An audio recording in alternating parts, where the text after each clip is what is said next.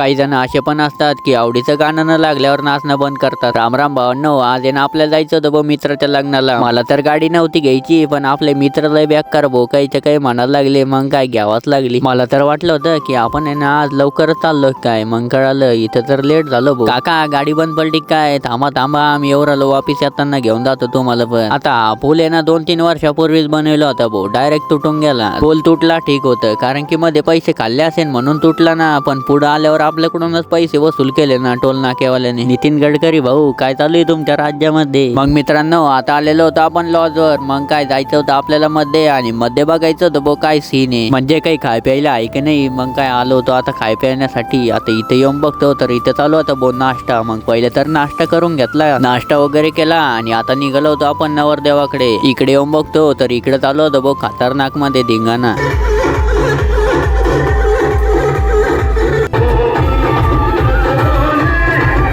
सगळ्यांचा चालू होतं भाऊ मस्त नाचायचा कार्यक्रम, पण भाऊचं काय झालं होतं काय माहिती, नाचतच नव्हता राव. मग जाऊ द्या म्हटलं, आलं होतं आता मंगल कार्यामध्ये, आणि लग्न वगैरे लावून आपल्याला पण जेवण घ्यायचं होतं आणि निघायचं होतं भाऊ घराकडे. लग्न लावलं आणि जेवण केलं आणि लगेच निघालो भाऊ आपण पण आपल्या घराकडे. पण रस्त्यामध्ये काय झालं होतं काय माहिती, लयच खतरनाक ट्रॅफिक लागली होती. आता पुढे येऊन बघतो तर काहीतरी भांडणं चालू होते. म्हटलं जाऊ द्या आपण. मग मित्रांनो, तुम्ही जर आपल्या चॅनलवर नवीन असाल तर फॉलो करायला विसरू नका बरं का.